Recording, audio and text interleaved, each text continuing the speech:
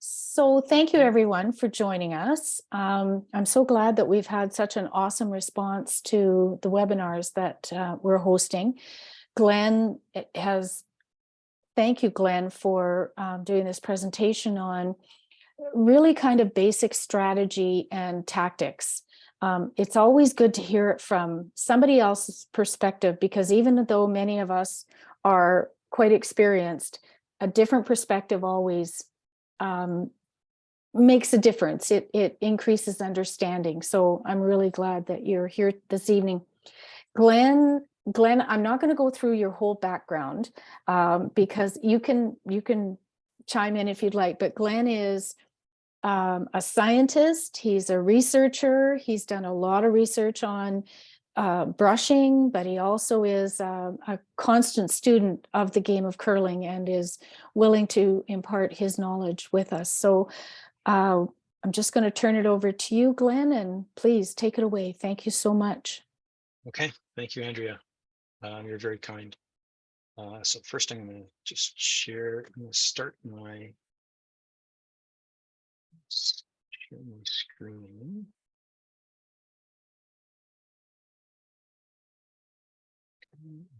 Start talk. We've So I got hope it. all of you should see full screen strategy and tactics. Is that right? Good. That's what I'm seeing. Yes. Okay, awesome. All right. Thanks everyone for coming. I'm really flattered that so many of you have taken time out of watching the Leafs tonight to listen to me instead. That's high praise. Where this came from was I was privileged to be asked to coach to be the head coach for the U18 Academy program for the OCC this season. And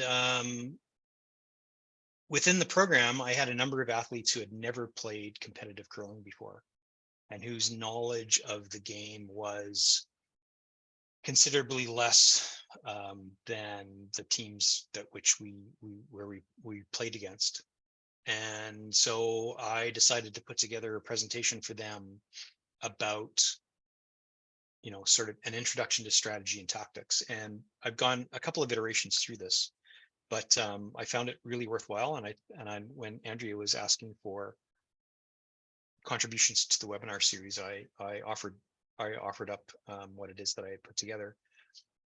My fear is that many of you are going to be bored, honestly, because you know, I'm really not going to be saying anything particularly new. Like I'm speaking to the topic from you know, understanding the content of, you know, competition coach and competition development material that's offered by Curling Canada. I guess perhaps the value add that I can bring to it is that now that I've had a year of, you know, going back and coaching U18s again, which hasn't been, you know, recent for me, and seeing what it's like coaching U18s, but also the fact that now we're in a bit of a different new world with interaction rules. And now it's not quite the same as it used to be, because now we're on the ice with the teams and we're not limited to, you know, depending on where you live, either 1 or 2 timeouts per game. But anyway, I thought I would jot down some notes, and out of it came this talk, and I do hope you get something out of it. I did emphasize to Andrea with the talk that this is primarily targeted at coaches or teams who are U15 going into U18, or perhaps a U18 team that's had, you know, 1 year of experience under their belt and now going into their second year. So, you know, you're not going to hear anything from me that's particularly earth-shattering about strategy and tactics. It's mostly just pertaining to the fundamentals, but I do want to give you my perspective on the kinds of things that I see out there and my experience with my own teams. And if that's helpful, then fantastic. And as Andrea said earlier, the mics are open.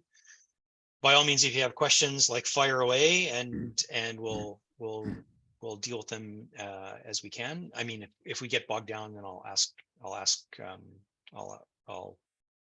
try to put things off and take them offline, and we can talk about them afterwards. But hopefully after a little over an hour, then we'll get through everything. So without further ado,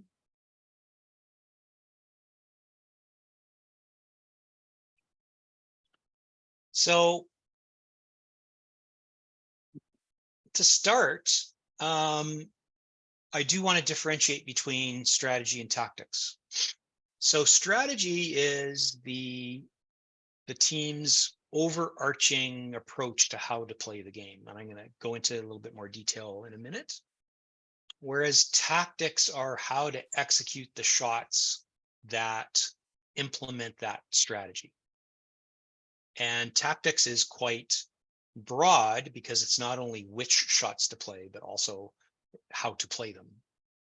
I think that, when curling is often compared to chess in terms that both games are a game of strategy.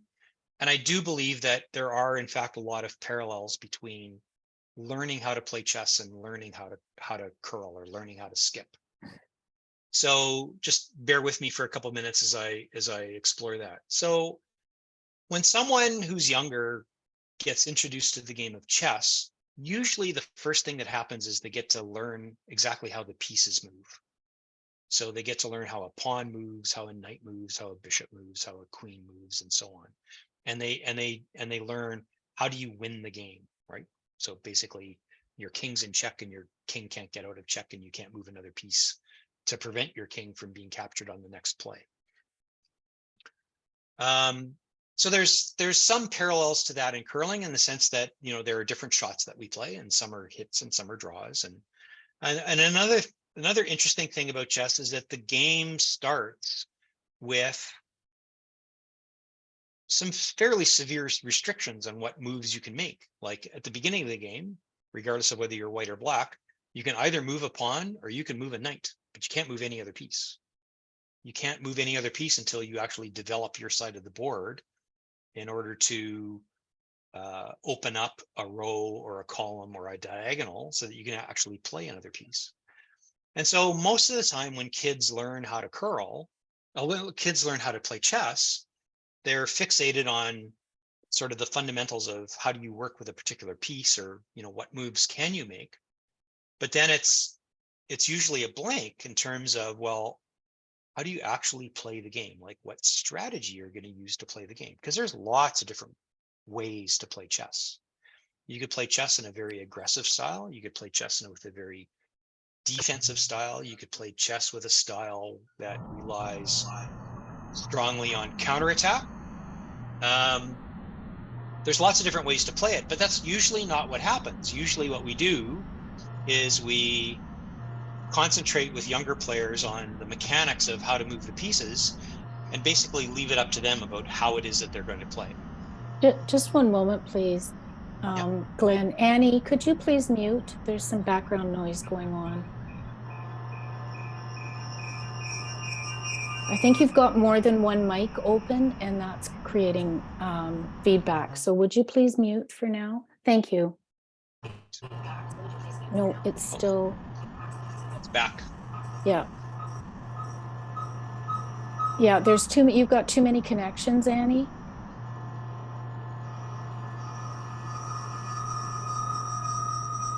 I'm gonna remove one of you.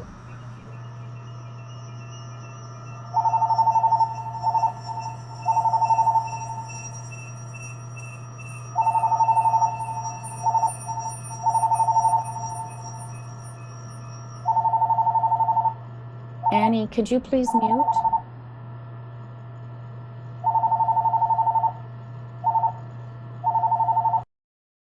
Okay, I got it. There we go. Okay, sorry, Glenn. Thank you. That's okay. No problem. So again, strategy is, how do you play the game? And this is not something that we tend to emphasize when we introduce new players to the game of chess. And in my experience, at least, it's also not how we introduce the game to new skips at the U15 or the U18 level. We concentrate far too much on the tactics. And usually what ends up happening is that when we're coaching, we instantly get to shot selection. Well, you should play the draw as opposed to play the hit, or you need to play the hit this way, or whatnot. And there's frequently what I see is very little of the structure that helps a team put all of this into context, and play the game more intelligently, which is what's required if you're going to proceed and you're going to win.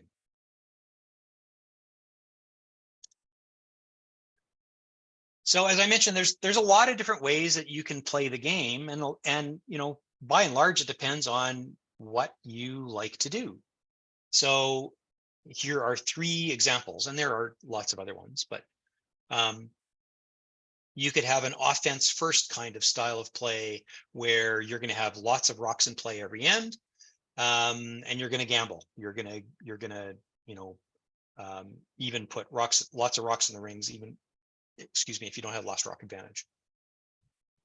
And then there's also a defense first style of play where, for the most part, you're going to have fewer rocks in play and play much more of a hit game as opposed to a draw game. But the risk there is if you play that defensive style of game, then the risk is that you're going to limit your scoring opportunities. So if you're behind, it's going to be hard to catch up. And then usually what happens if you ask a team about how they want to play, and you give them the first 2 options, and then you say, well, a blended attack style is common, and most teams will say, well, yeah, we want to be a blended attack kind of team. And of course, the problem there is that if you're a blended attack team, well, then you have to be good at everything. You have to be good at draws, and you have to be good at hits, and you have to be good at finesse shots. So one of the questions that we have to have with our teams is at the beginning of a season is, how do you like to play, and what do you think you're good at? And that should dictate, by and large, the kind of tactics that you're going to use during a game.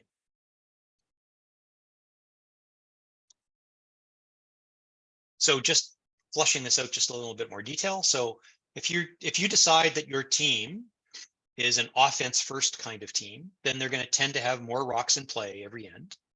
It's going to rely on a greater number of finesse shots, come arounds, tap backs, that kind of thing. You're going to have a greater reliance on using guards, greater reliance on strong brushing, because most of your shots are going to be either guard shots or draw shots. There's going to be a tendency for ends to become quite complicated. And you have to be careful to make sure that when your skip actually throws the last rock, that they actually have a shot. Risk of a steal is higher because there's more rocks in play. Relies on more precise rock placement and utilization of the free guard zone to your advantage. But the big one is it requires resilience. When you have an offense first kind of strategy, you're a typical end outcome is you're going to score multiple points. You're not going to get just 1 or 2, but you might get 3 or 4. But if you have lots of rocks in play, especially if you don't have last rock, then it's quite likely that you're going to give up a big end as well. And so instead of winning a game 4-3 or 6-5, you're going to be playing a game and the final score is going to be 14-12, that kind of thing.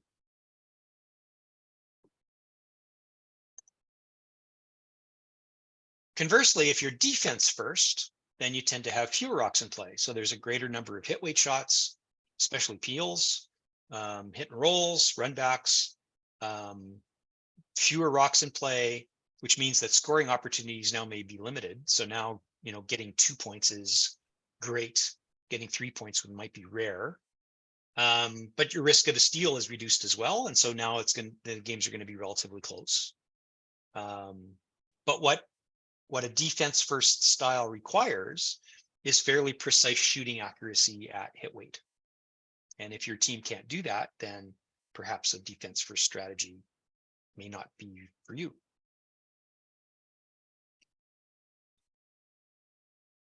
And so usually when I ask teams about the first 2 options, they usually shake their heads, and then I offer this one, balanced attack, and they go, yeah, we want to be a balanced attack team. So that means here that with a balanced attack team, you have to be good at managing the trade-offs of risk and reward, which I'm going to get into a little bit later, but is really a challenge with younger teams. End plans are much more varied because circumstances change during a game or during an end. The basic idea is to pounce on scoring opportunities when they arise, but play it safe when they don't. Team needs to be good at everything. The big one, though, is that there's lots of potential for issues with team dynamics when deciding what shot to play, because especially when you get to third stones, everything depends on risk reward, and there could be disagreements amongst your team about exactly which shot to play.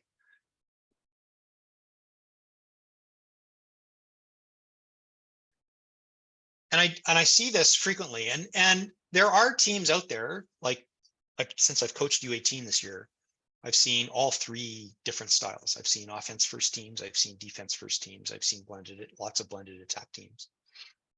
So all three strategies get used. But again, it's a discussion that we need to have with our teams at the beginning of the season and through the season to try to figure out, well, what is the best strategy to fit our team, both in terms of what shots are we good at and what kind of team dynamic do we have, and what kind of resilience do we have about giving up a 3-baller or a 4-baller in a particular end, and can we make a comeback after that? We have a question, Glenn. Yeah. Would you include the front end when talking about strategy and tactics? Do you spend more time with the back end when talking strategy between games or preseason, or does the whole team participate equally? That's a great question. It's the whole team, especially at the U15 or U18 level.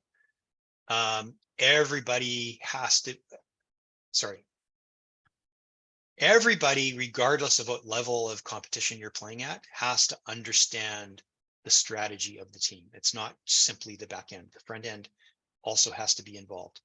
The reason why I mentioned that it's really important for U15 and U18 teams is because with either age group, once they age out of that particular category and they move on to a different team, almost certainly when they move on to another team, whether they're playing on another U18 team, or they're moving up to U21, or they're playing at university, they're playing at college, they're going to be in a different role.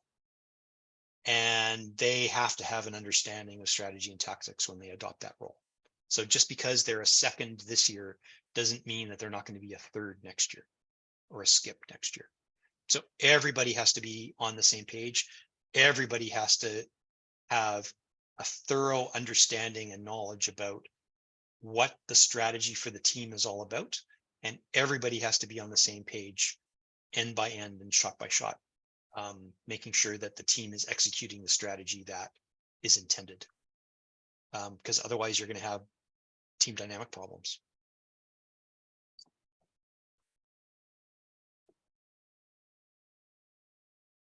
Okay, so thanks for the question.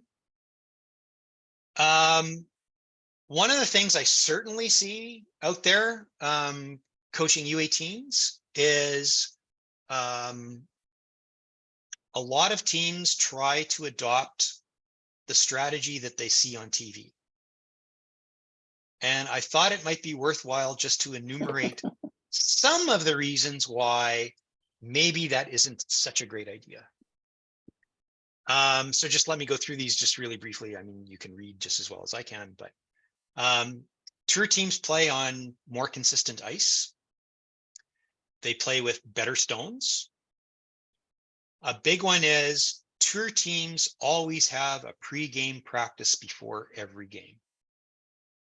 So when you watch tour teams on TV, they've already had 9 minutes of practice to learn the sheet, to learn draw weight, to learn how much it's going to curl with hit weight. They already know all that before you actually turn on the TV and watch the first end. When you're coaching U15s or U18s, you usually don't get that kind of advantage. Obviously, shooting percentages of tour teams are much higher than your typical U18 team. How much higher? Well, I mean, we watched the Brier and the World Championships the last couple of weeks, and the winning teams typically had team percentages at least in the 90s. Historically, at U21 junior championships in Canada, the winning team would have to have a shooting percentage of at least 80% in order to make the playoffs. So if your team is shooting at 60%, then you're not quite there in terms of trying to adopt the strategy that you might be watching if you get a U21 game streamed to your laptop. It's not quite the same.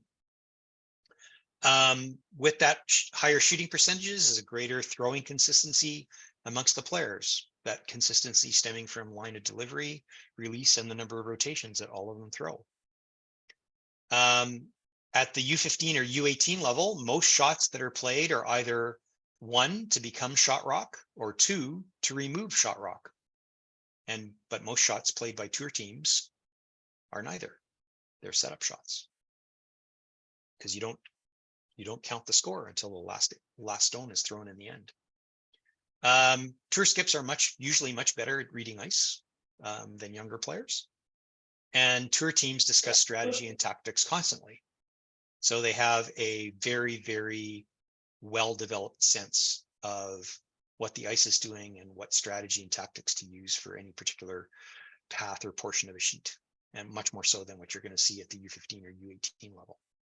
So for all of those reasons, trying to adopt strategies that you watch on TV isn't necessarily going to work for your team, I'll argue.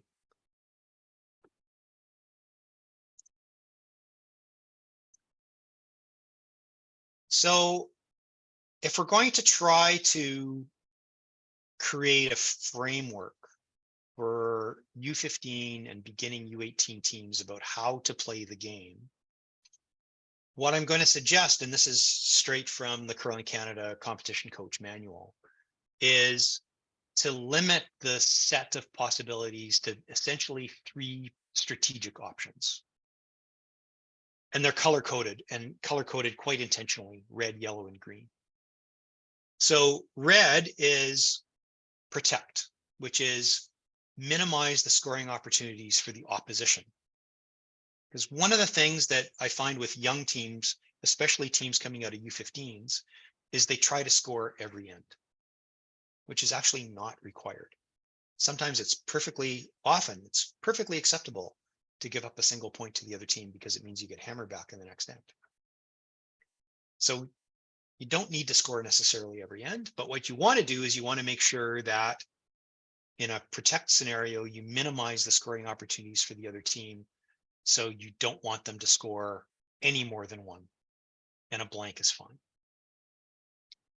Conversely, the pursue strategic option, which is in green, is maximize scoring opportunities for you and your team. And what does that mean? It means you want to take at least 2 points when you have last rock advantage, or possibly steal a point if you don't have last rock advantage. And then the cautionary one that's in the middle is this probe idea, which is a balance of risk reward to try to keep your options open. So you want a moderate number of rocks in play as the end develops. And if an opportunity arises, you can pounce on it and potentially get a multiple score, or decide when you get to second or third stones that things are not setting up your way, and now you're going to bail and you're going to try to prevent your opposition from scoring more than 1. And oftentimes, and certainly in the Curling Canada documentation, they have 2 different flavors of the probing strategy: a probing minus and probing plus. And basically it's a slight tweak to your balance of risk reward. With probing minus, it's a little bit more conservative, so you're going to throw a little bit more hit weight shots and fewer stones in play. And with probing plus, you're going to be slightly more aggressive, and you might decide to do a draw as opposed to a hit on any particular shot, and tolerate slightly more rocks in play. But still, probing is very different from pursuing, which again is very different from protecting. Okay, so three color codes: red, yellow, and green.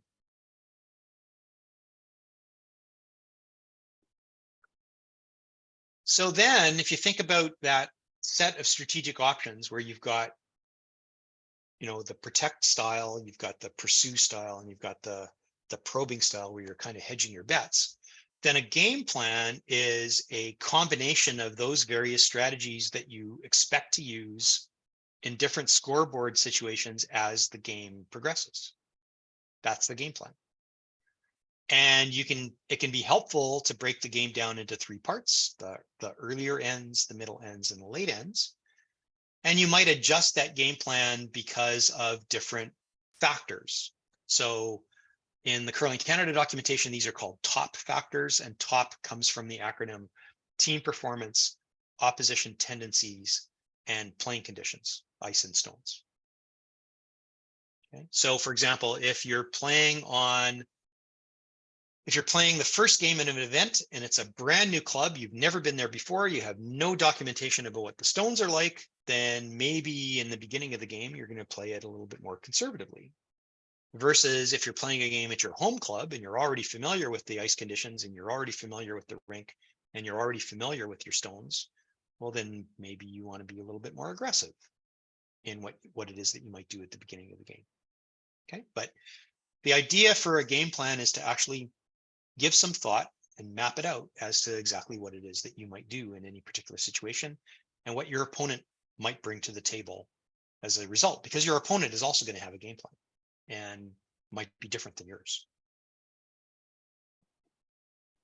So what might a game plan look like? Well, for defense first teams are going to have cautious game plans. They're going to try really, really hard to make sure the opposition doesn't score 2 or more points. But as a consequence, it might be very difficult for them to generate 2+ points themselves. And so it's going to be close games with potentially a lot of blank ends.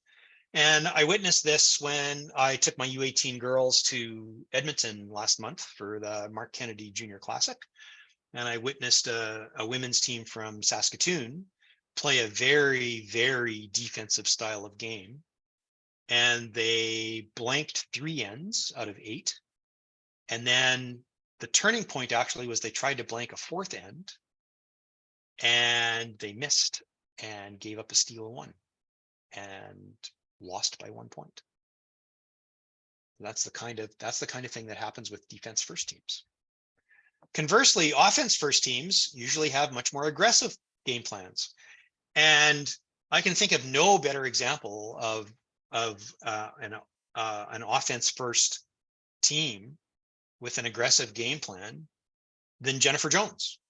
If you watch Jennifer Jones at a slam events, which are 8-end games, I mean, at the U18 level or the U15 level, often what we do with teams is we say, well, play it safe, play into the rings, and, maybe for the first end, we're just going to exchange hits, and that's perfectly fine. It gets everybody into the game. Everybody gets a chance to throw. It's minimal risk. Chances are we're going to end up with at most 1 point scored at the end of the end, but ideally it's going to be a blank. And often the other team is willing to play ball, and so both teams end up blanking the first end, and you just throw a bunch of hits, but you learn the ice. The teams all get a chance to throw a stone, and that's great. And Jennifer Jones will have absolutely none of that. If you watch Jennifer Jones in a slam event, if she has hammer in the first end, she's putting up a corner guard, and she's going for it. She's going for the 2-point score. Now, again, she has the advantage of already having a 9-minute practice before she actually steps on the ice. So her team already has a really good idea of draw weight. But, Jennifer is an example of an offense first team. She's not at all content with playing it safe and just throwing stones into the rings. She's going to put up a guard, and she's going to try to score 2 points in the first end if she has hammer. And then you have balanced attack teams.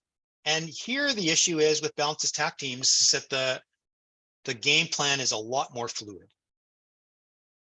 So usually they're going to be a little bit more aggressive when they have last rock advantage. They're going to try to be a little bit more conservative when they don't have last rock advantage, but they have to be agile. They have to be willing to turn an end around on a dime and switch strategies, either because an opportunity has arisen where now they have a chance to score 2 or more points, or they've made a miss or the opposition has made a really great shot.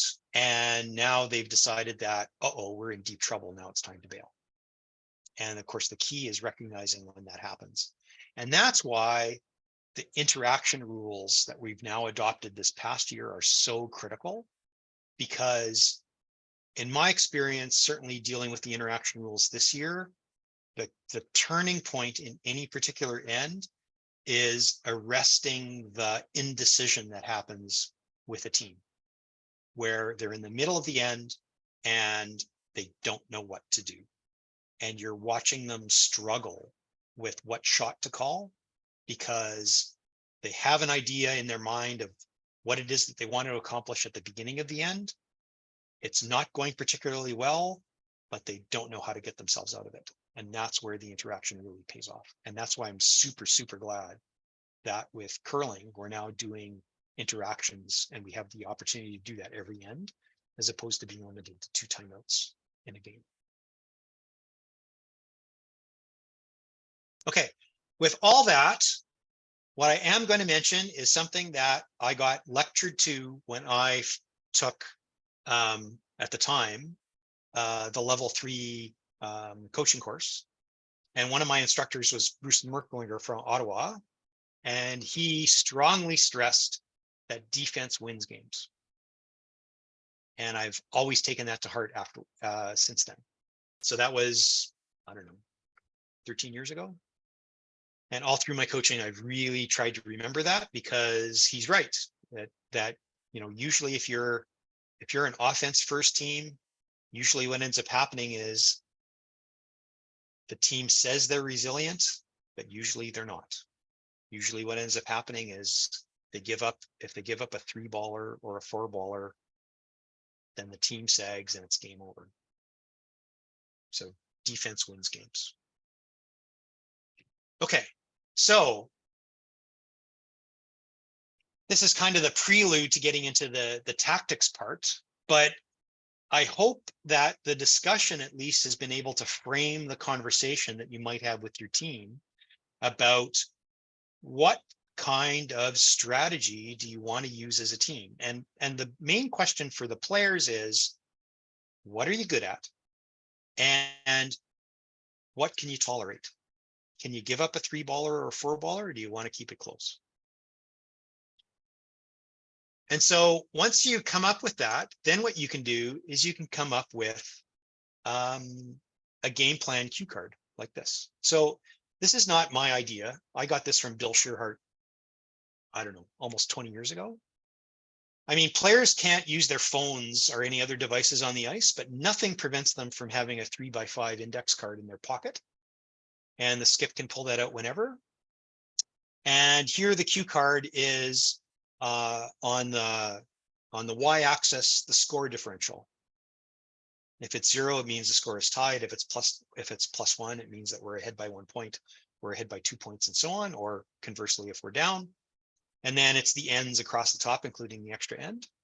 And you simply color code in red, yellow, and green the basic overarching strategy that you're going to use in that particular end. That's the plan. Okay, but I want to stress that it's a plan. It's not cast in stone. Circumstances can change. If your team has 3 zeros in a row, then chances are you're going to be in trouble. And your idea of, you know, staying green and trying to be aggressive, you might have to throw out the window and actually start to bail. But at least it's an idea.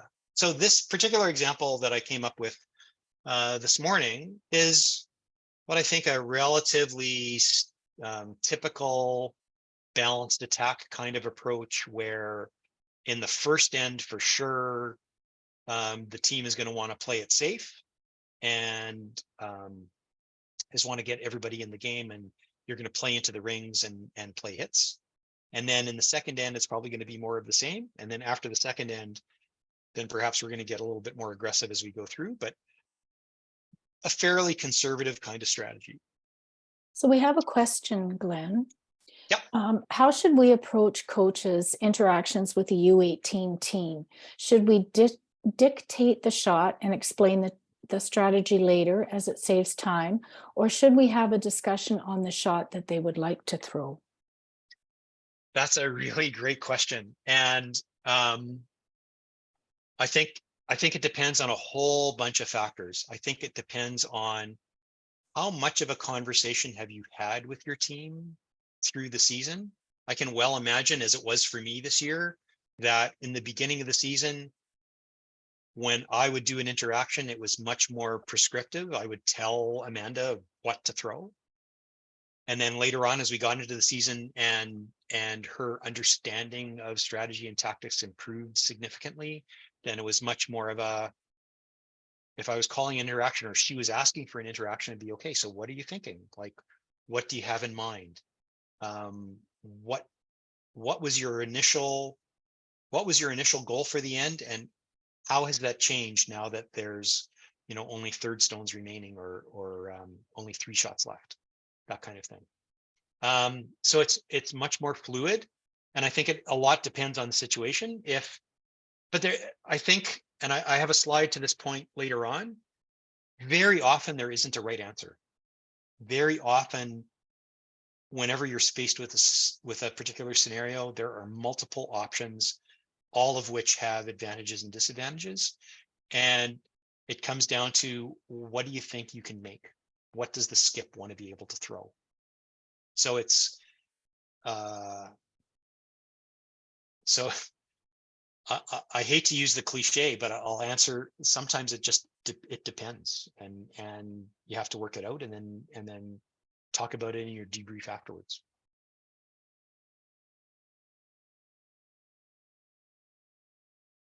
Anyway, so getting back to the slide with the cue card. So you can make this cue card as simple or as complicated as you want. And I'm not at all suggesting that you have to have one. A lot depends on the experience of your skip and the knowledge that they have, and frankly, how smart they are. Like, can they keep all of this in their heads as they're actually playing? Some are really good at it, some are not. But what I can say is 2 things. One is that you might well change your game plan depending on, for example, do you have pre-game practice or not?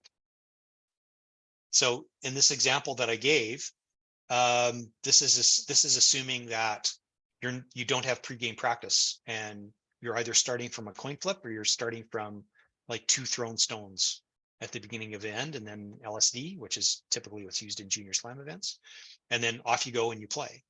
And so most of the team has no familiarity with the ice. They haven't even thrown a stone yet, and you're already playing the first end.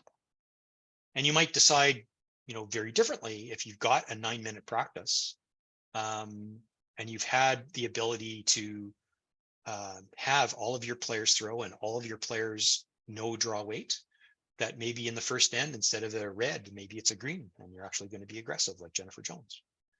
So that's one possibility. Another thing that you could do is, here what I've done is I've made it really, really simple, and I've taken out the probe plus, probe minus, and it's just yellow.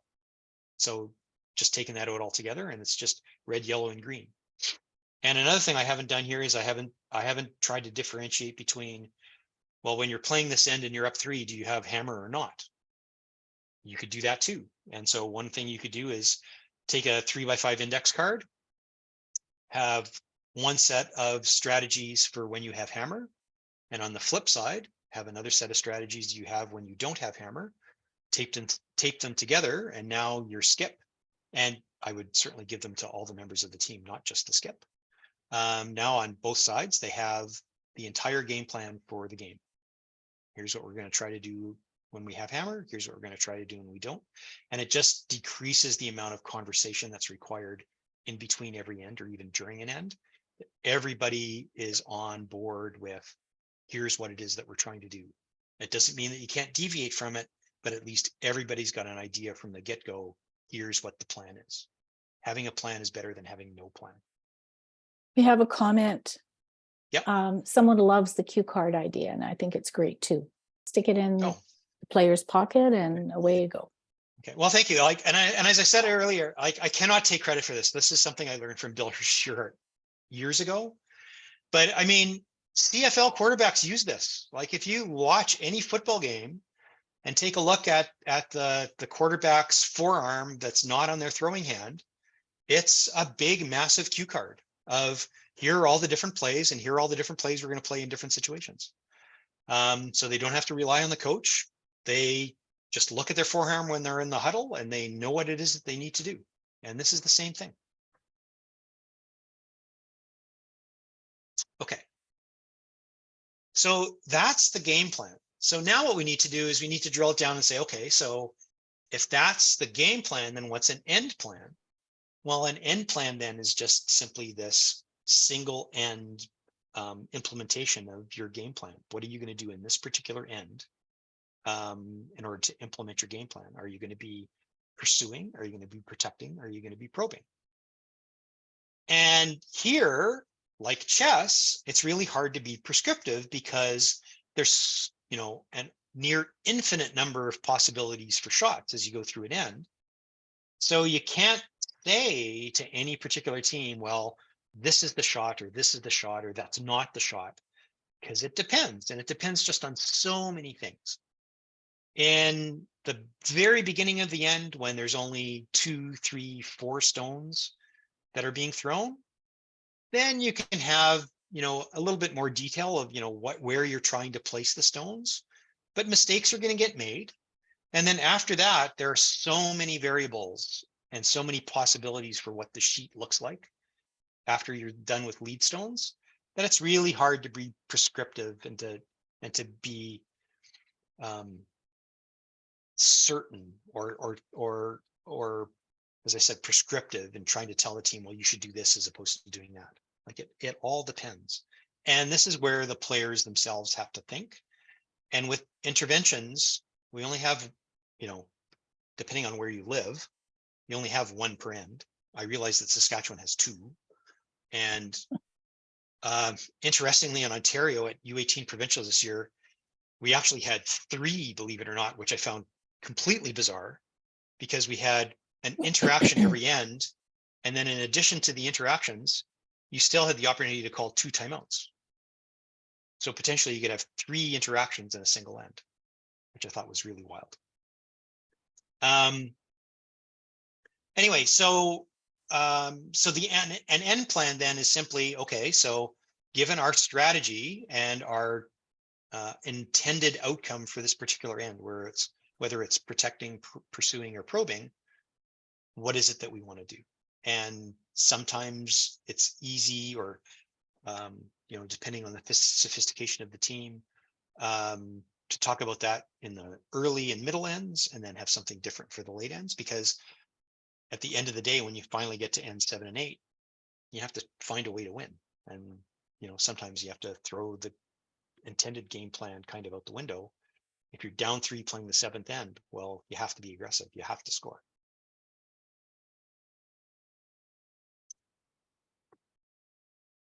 So ideally for an end plan, then for every end, the team should have just the briefest of meetings beforehand and confirm what the goals are for the end. And those goals are, what's our preferred outcome? Whether we want to score 2 points or we want to steal, depending on whether or not we have lost rock. What's acceptable? What will we live with? So if our goal might be we want to score 2 points with hammer, but we'll be happy with 1 or a blank.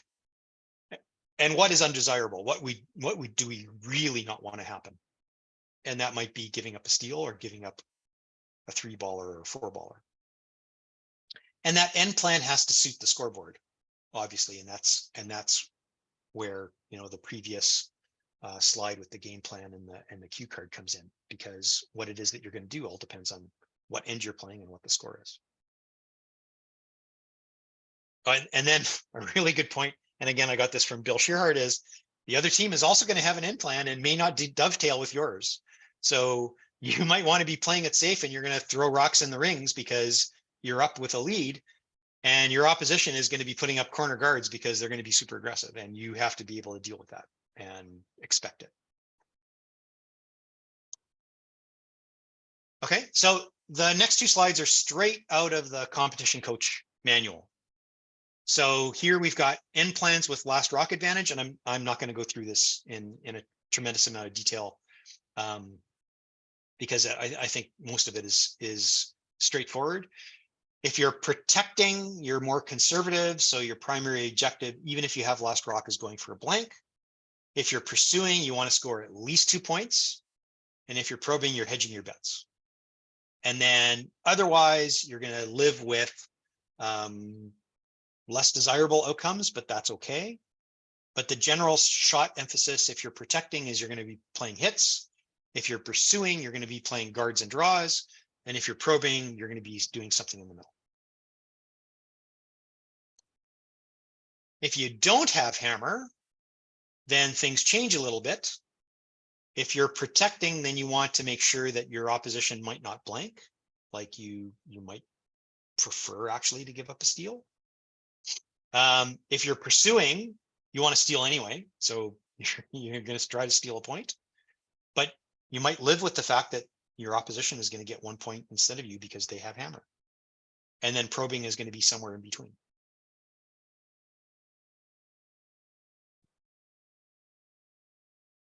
So I found in my coaching this season, going through these 2 slides with my U18 girls was super helpful in getting them to understand that their decision making through a game, end by end, were choices, and they could make those choices. They didn't have to play any particular end in a certain way. And it really structured the whole conversation surrounding tactics, because now everybody knew that, well, here's what our goal is, and now we can play the shots that help us achieve our goal. Without the structure, it's a lot harder to make that work.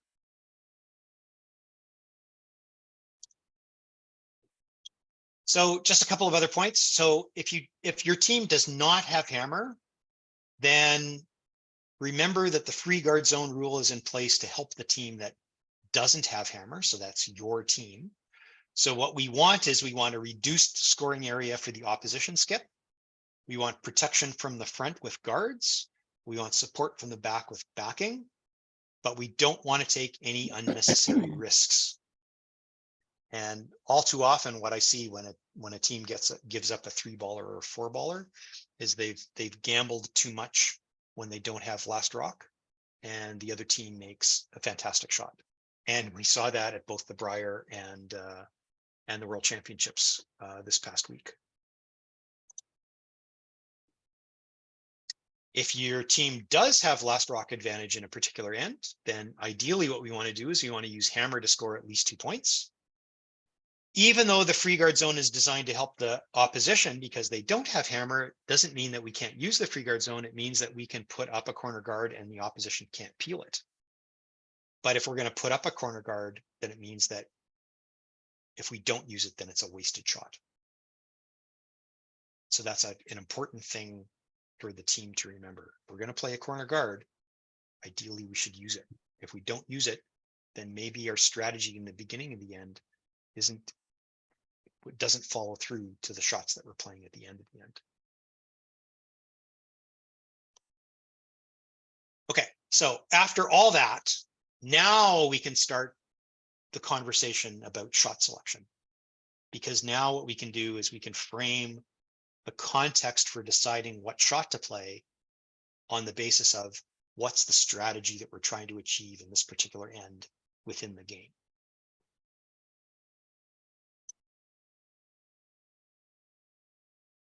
So the shots that we decide to play should be a direct reflection of that end plan. And once again, it's following the red, yellow, and green template.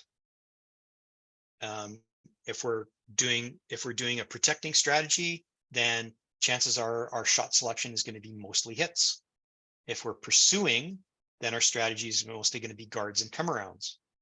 And a red flag would be if our intent is to be doing a pursuing strategy and we're playing hits, then that's a question to raise with your skip and your back end at an intervention. And obviously not just the skip and the third, but there are 4 players on the team. The 4 players should know what the strategy is. The 4 players all have brains, and the 4 players should be able to use them. So if they see something on the ice that's called that doesn't fit the particular strategy, then maybe that's an intervention that needs to happen, or at least a conversation, if not an intervention.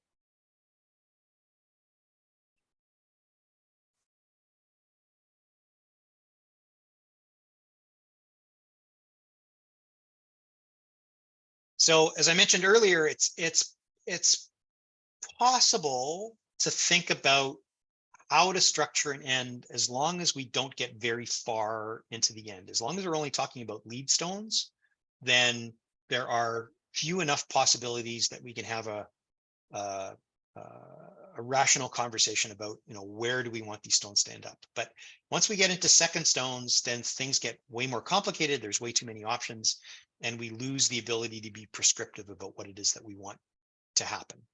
And so this is where, the teams have to take it upon themselves to call the shots that they think make the most sense in any particular situation. However, despite that, there are 2 basic tenets, if you will, of shot selection. And that is, if we're playing defense, what we want to be doing is we want to be playing into the rings, because we want to put pressure on the other team to deal with our stones. And if they deal with our stones, if there are no guards in front, then they're going to have nothing to hide behind.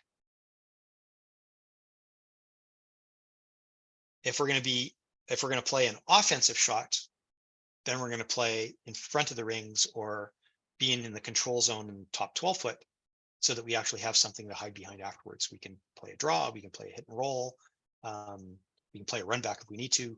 But so ideally, when we're playing defense versus offense, when we're up in the score, we're going to play shots into the rings, defensive calls. When we're down in the score, we're going to set up guards in the free guard zone or in front of the rings that we can hide behind later, and those are offensive shots. And it may surprise many coaches about how difficult that is for younger players to understand. Because to them, offense means scoring, and you can't score unless you're in the rings.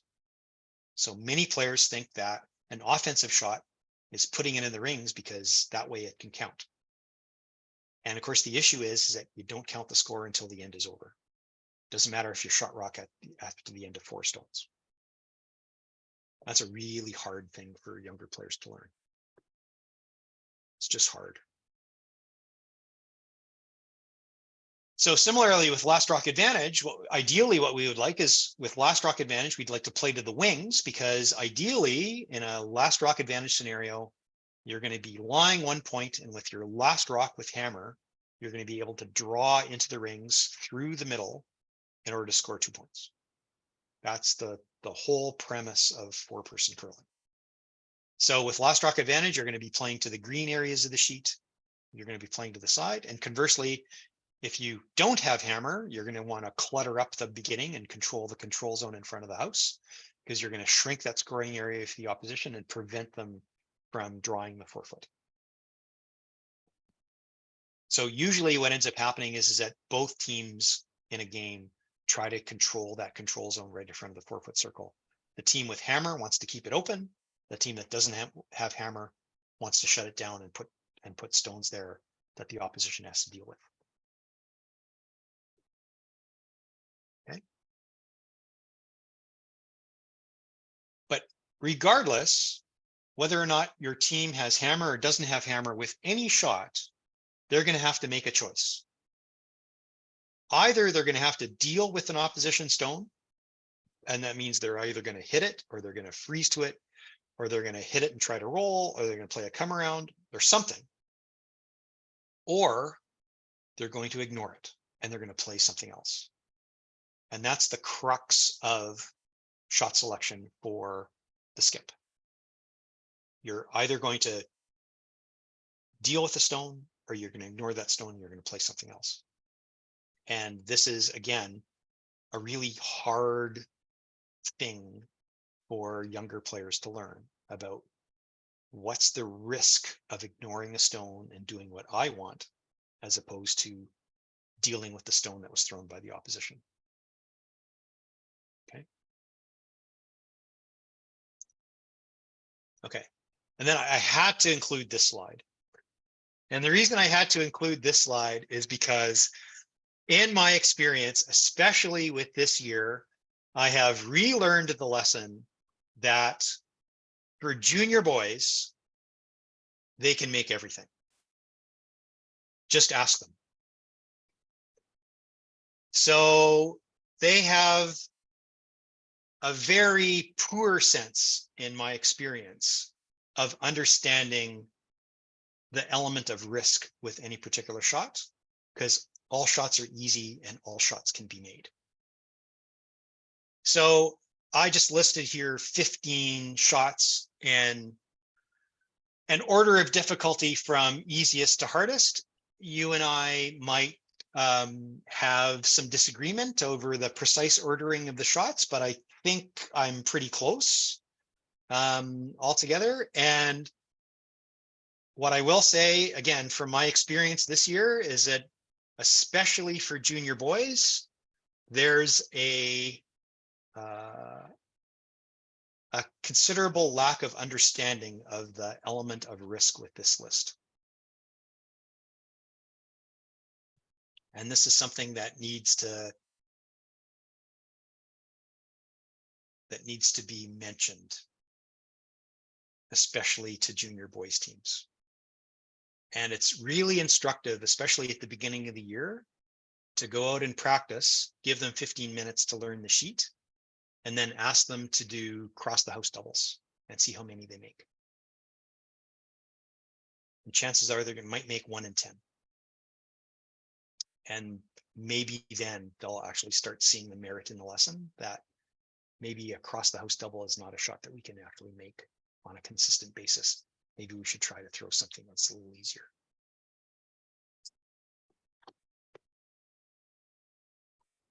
Okay, so with that in mind, when it comes down to the selection criteria for any particular shot, we still talk about Fesrain. So we still talk about, the circumstances for this particular stone and when we're throwing. So is the free guard zone still in effect? What end are we playing? What's the score? Do we have hammer? What's our ability to execute the shot? Does the ice permit us to make this shot? And how many rocks are remaining in the end? And that acronym is really helpful, especially when talking with younger teams about the different parameters that they can use to try to decide what shot to play. And that's something that you can also put on that strategy cue card. Okay, so I mentioned at the beginning that frequently when we talk about, any particular strategy situation, there are frequently multiple alternatives, and some are almost as good as others because it all depends on what shot your team can make. So I have 3 examples here that I want to use just for illustration. And what I do want to mention is that these 3 examples are from Nicole Westland. So Nicole is now employed by the Lakehead University in Thunder Bay. But for her master's thesis at the University of Western Ontario in kinesiology, Nicole came up with over 100 shot selection scenarios and then polled a number of different coaches across Southern Ontario for what their opinions are. I was one of them, so that's why I know about this. Their opinions about what shot they would have their team play. The entire focus being this was for U18s. And so that got published, and I got a copy of Nicole's presentations of all her scenarios. So 2 of them are from her. So this is one. So the first one is it's the 7th end, and your team is throwing yellow stones, and it's the third's first rock. and the score is 6-8, so your team is down 2. And the question is, what is the offensive or pursue strategy call? So Andrea, we still have mics open, right? Mics can be open, yes. Okay. Come on, So folks. anybody want to give a suggestion? What's the pursue strategy call? Third's first rock. You're throwing yellow. Number 3, come around the yellow guard. All right. Okay, so that's the one that the vast majority of the coaches picked, and that's what also I would recommend, is coming around the corner guard on the right hand side.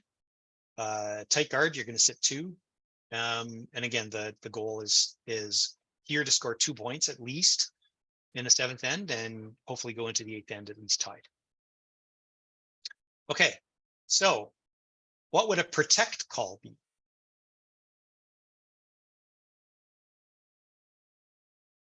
Number 1, center line guard.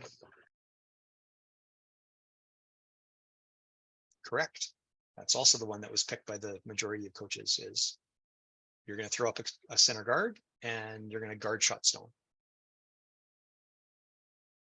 Are either of them wrong? No, not necessarily. It all depends on whether or not, so we think the come around the corner guard is a good shot. Well, maybe it's really hard to bury around that side. Maybe our skip doesn't have a really good feel for draw weight. Or sorry, our third is throwing. So maybe our third doesn't have a good feel for draw weight. I mean, it's the 7th end, so they should, but you never know. But the guard isn't necessarily wrong. It's not perhaps as right as going around the corner, but it's not terrible. And this is what I wanted to stress to everybody, is especially when you're dealing with younger teams, they're gonna make lots of errors, and they're gonna figure stuff out. But in this particular situation, either one of those calls is okay. One is probably better than the other, but neither of them are bad, right? Okay, so here's a second example. So here it's the 8th end, and we're up 2. So once again, we're throwing yellow stones. It's the first rock for your team. So it's lead's first stone, and you're throwing yellow. What is the defensive call?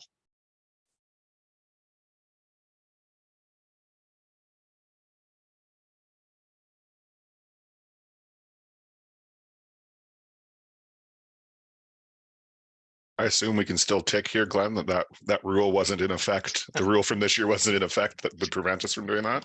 Yeah, I don't know when the no tick rule is going to trickle down to UA teams, Ben, but I'm hoping it's not going to be soon, because that's I was thinking throw it's away, a Glenn, different if game. you're really trying to protect. That's my You don't thought want any too. rocks in play at all.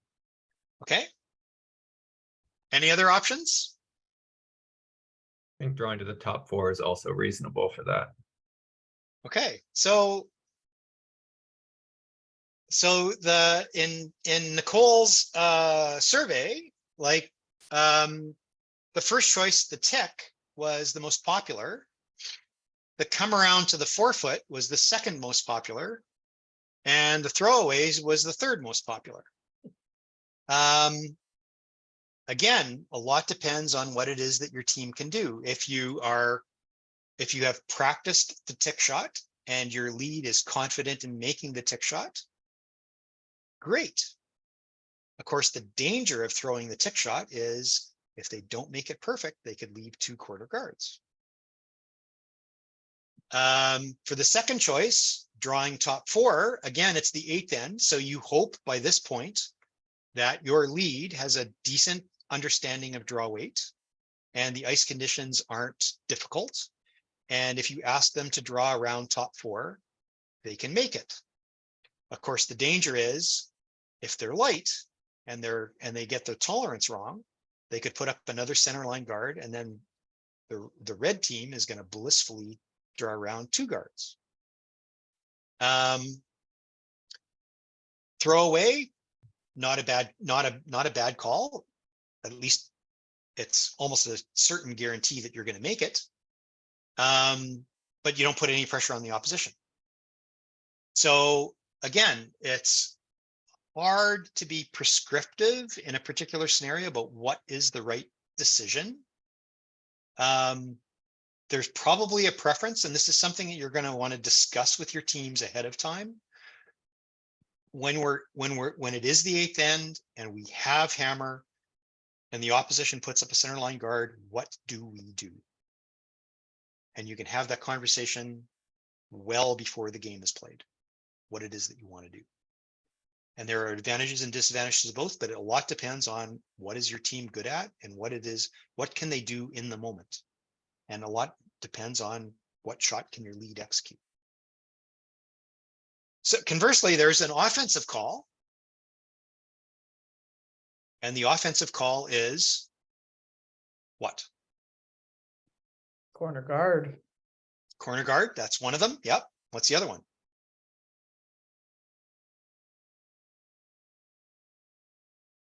Number 5. Could do that. I would call that more of a defensive shot because you're playing into the rings, but But it makes the opposition think. the opposition has to deal with your stone likely. Yeah. Right. There is a danger there. Yeah. Because what it'll allow you to do is you can play your last rock hit and roll out and you're still gonna get 1 point. I guess a tick shot because you can get 2 corner guards out of it. Exactly. Tick shot and get 2 corner guards. So here then a lot depends on, well, what's our style of play?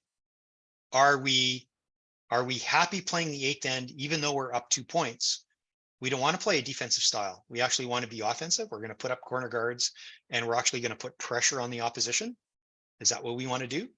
Or are we confident at our hitting ability and we're going to play it clean? And again, that's a conversation to have with your team about how do you want to play that? And maybe you're not going to figure that out at the beginning of the season. Maybe it'll take you till Christmas in order to figure that out, but they'll figure it out. You'll all figure it out, but it's a conversation that you have to have. My point here is simply that in various situations, there isn't necessarily just one right answer. Mhm. And you have to let the kids play. Okay, last example. So this one is actually my example. It's not from Nicole. So it's 5-5, playing the 7th end, so the penultimate end. Skips last, still throwing yellow. What's the defensive call?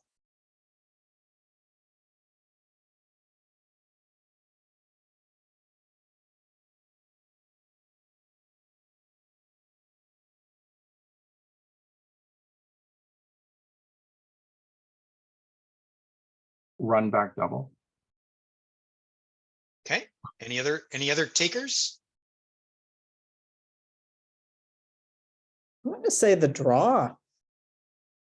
Okay, interesting.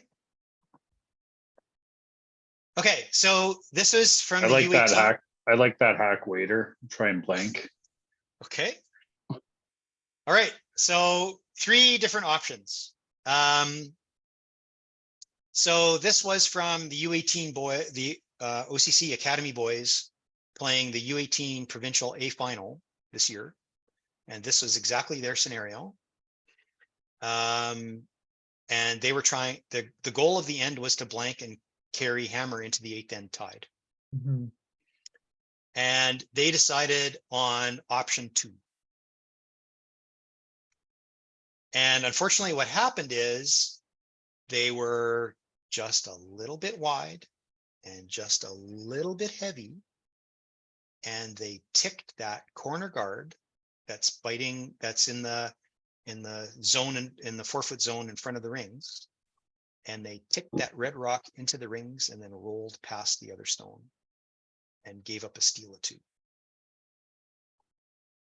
And that was the ball game. The safer shot would have been from a defensive shot. If they were trying to blank the end, the defensive shot would have been the run back double because they were going to give up at most 1. If they hit that front stone with normal or peel weight, at least one of those red stones was not going to hang around, and they only give up a single point.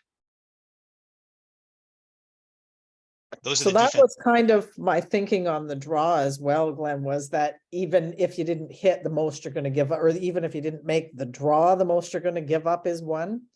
Right. So, but with the draw, what it means Yeah, is you're that taking one. if yeah. you make it, then you're taking one, and now you don't have hammer playing the eighth end, Right. right?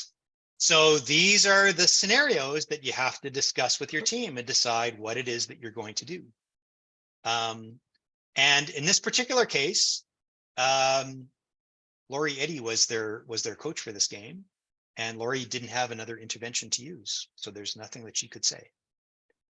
And so the boys decided they were going to play this hack weight chip and roll out, and instead they gave up a steal of 2, and we got 1 in the 8th end, but we did not get 2 points and lost the A final.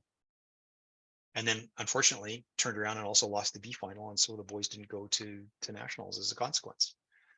So pretty big difference in outcomes.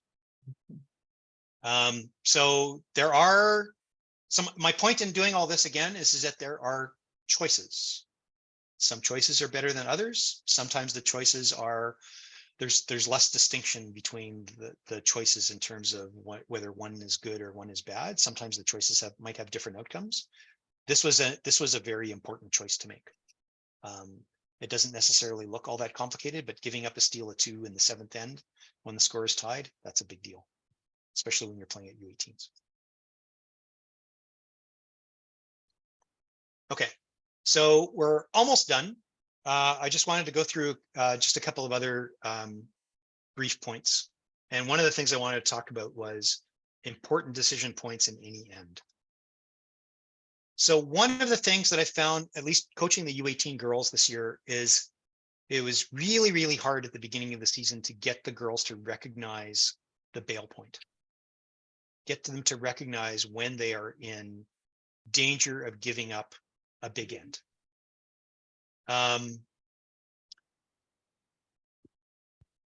Ordinarily, the bail point is going to happen either on the 4th stone of the end, so seconds last, or it's going to happen on the first stone for the 3rd, so that's the 5th stone at the end.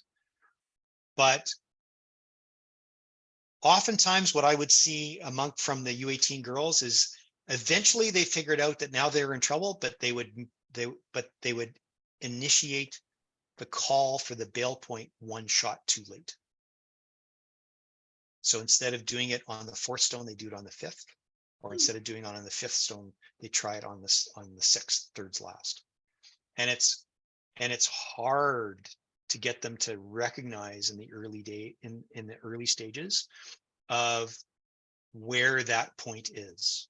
And a lot depends on sort of their idea of the overall strategy for the game. Are they trying to have lots of rocks in play, or for this particular end, are they in a pursuing mode because they really want to score?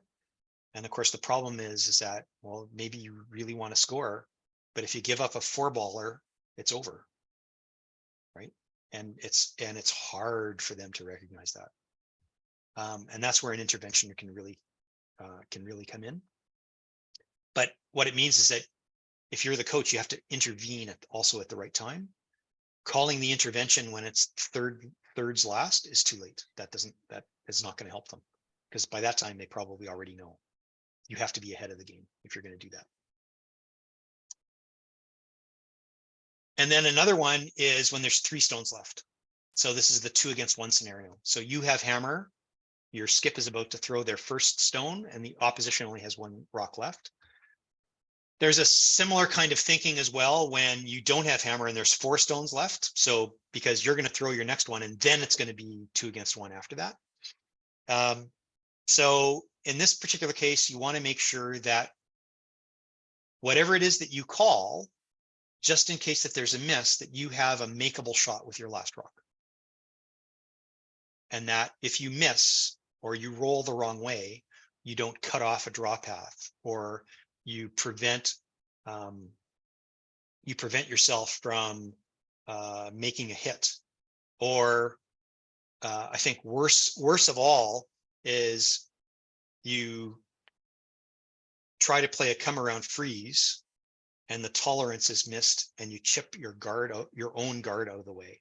And now you leave shot rock open. You don't want to do that either. And another thing I've mentioned this before, but another thing that's really hard to convey to beginning players is that they don't need to score every end. Sometimes giving up a single or even giving up two is not the end of the world. It's not the end of the game. If it's only the third end, there's lots of time left.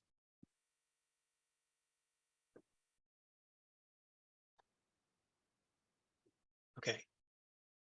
And then finally, be patient. Younger teams are going to make lots of errors, lots and lots and lots and lots of errors. And so keep an open mind, keep open that there are often multiple alternatives with any particular shot. The new interaction rules, I think, make a huge difference in terms of giving teams an opportunity to learn in the moment. And by all means, record games, not necessarily just with video, but if you even when you're on the ice with your team with the interaction rules, you can still chart your game with Curl Coach and then go through the game afterwards with Curl Coach shot by shot. And I found with the U18 girls that I coached this year, that was a tremendous learning opportunity. We would go through every league game that they played at Dundas Valley every night. And it might take 45 minutes and the parents had to wait, but it was time really well spent because then they started to see that there was actually some thinking that was required in order to make sure that we did the right things and avoided doing the wrong things. So, but it takes patience. It's going to take time to get there and they're not going to learn it right away. Just like learning having a 12-year-old trying to learn chess, they're not going to be thinking 3 moves ahead right from the beginning. At best, they're going to be thinking 1 move ahead if you can get there, right? And it's the same with curling.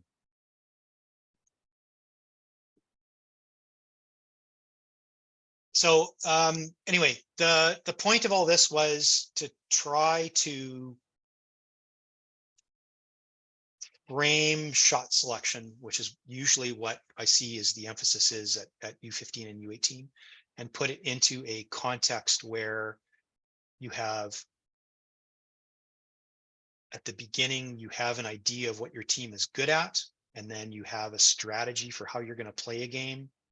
And it doesn't have to be the same strategy all the time. The strategy could change depending on who you're playing, or whether or not you have pre-game practice, or whether or not it's your home club. Whatever, it doesn't matter. But you have at least an idea of how you want to play in the game. And then that game plan becomes a framework for all of the decisions that happen with every end after that. And keep it really simple. Stick to red, yellow, and green at the beginning. Maybe you can get more sophisticated after that.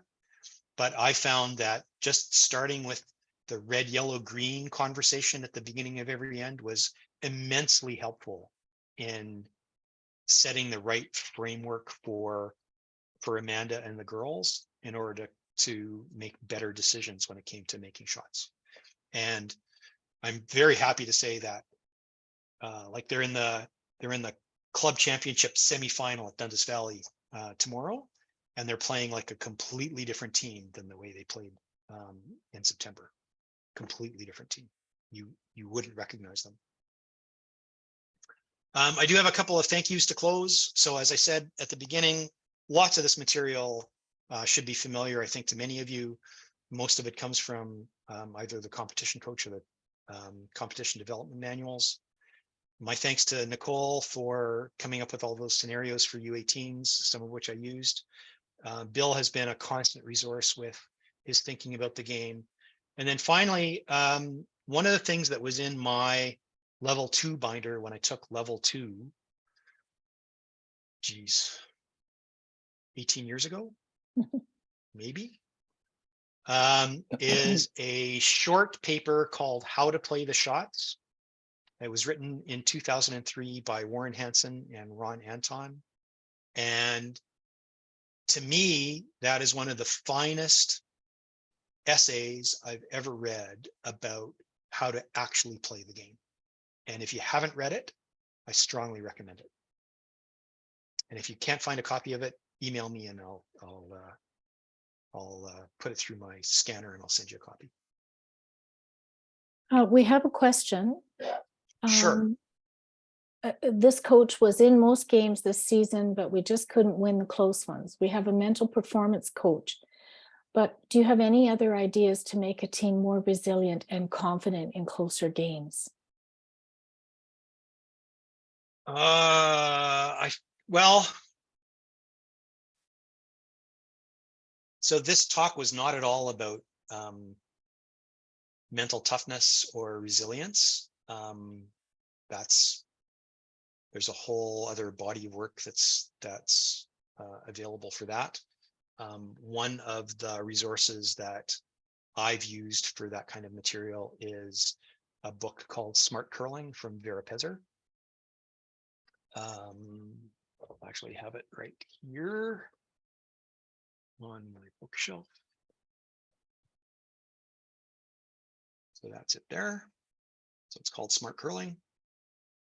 So Vera wrote this in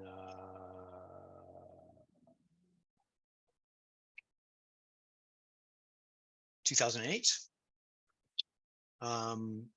So four-time Canadian ladies champion, former chancellor of the University of Saskatchewan. So that's a really good book. I've given it to players on my teams. I gave it to my U18 skip this year because she was struggling a little bit with confidence. So that's a good resource.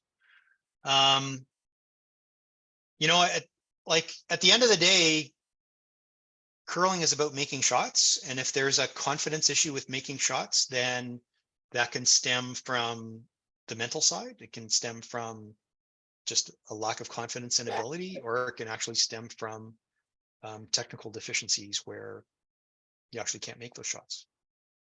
So it's hard for me to say about exactly where the problem might lie, but if I would certainly reach out to other coaches or your integrated support team in order to try to come up with some answers, because there really is no point in watching someone struggle. Like there really isn't. Get the help that they require.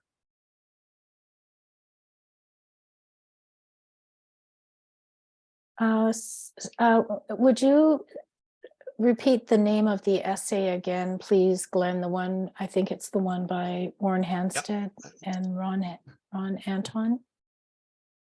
It's called How to Play the Shots. And again, if whoever's asking the question, if you can't find it, send me an email and I will happily send you a copy. Yes, everyone has your email, Glenn, because I shared it when I sent out the meeting invitation. Okay, great. I always remember Bill Shearhart's one of his favorite sayings when he was teaching strategy to coaches was he talked to a team. He worked with a team one time out of the Granite Club in Winnipeg, and their strategic plan was to score lots of points in the first few ends and then hit until the opposition caught up. I do remember that. I do remember that. And that's what happens, right? You get up a lead because you're playing to your strength and you're playing a draw game and you get lots of points, and then you decide, wow, we got a really big lead. Well, let's change what we're doing, and now we're gonna play defensive. Yeah. And your team is actually not that great at playing defensive, and all of a sudden the opposition catches up and you're playing the eighth end and you're tied. Yeah. And don't do that. Are there any other questions? Not seeing any in the chat. Not hearing any. So, Andrea, yes. Andrea, would we be able to get a copy of his slides? Yes, Bertha, I was just going to say that I will be sharing the slide package and the recording. I've also had some requests in the chat for Nicole's scenarios. So I'll reach out to Nicole and see if she will share those with me with the intention of sharing it with all of you. It's important that we all remember that these are for your personal use with your team. So please don't share them publicly or use them as part of a presentation for which you're getting paid for or whatever. This is Yeah. Glenn's material. And so it's, please use it with discretion. Thank you, Thanks a lot. Glenn. This was awesome. This was really good. It really was. Like, I know that you said that this may be repetition for everybody, but it's valuable to see it from a different perspective. And the examples, I think, really helped reinforce everything. So thank you Thank so you. much. I Thank you, want to Andrea. remind everybody that Glenn is doing another webinar on May the 16th. It's delivery setup and the importance of consistency and importance of proper setup. So if you haven't registered already, please go to the OCC website and it will be there. We also have 3 webinars coming up with the Canadian Centre for Mental Health and Sport. These are going to be free webinars that they are arranging and will be producing some promotional materials on.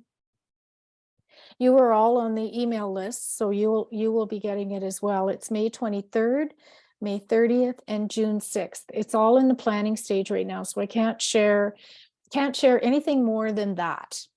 These webinars are coming up, and there will be PD points, of course, awarded for that as well.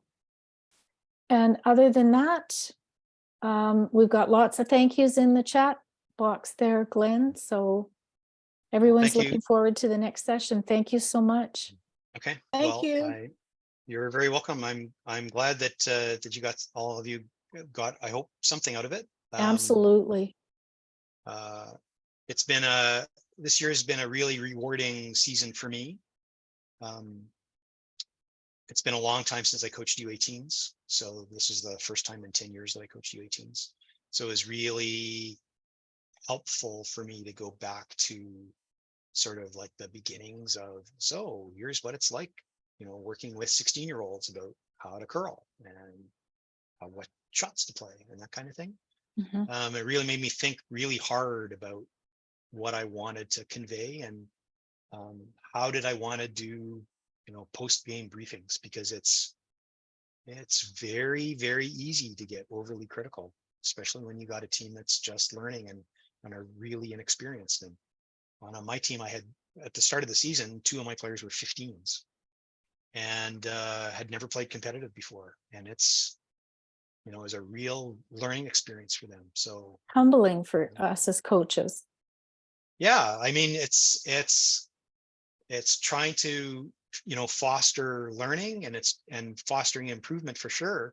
But it's also about keeping it fun and keeping it light. And, Yeah. we're all here in the same boat and we're all trying to learn. And the girls did just absolutely amazing. I'm just so proud of them. So. Excellent. Good.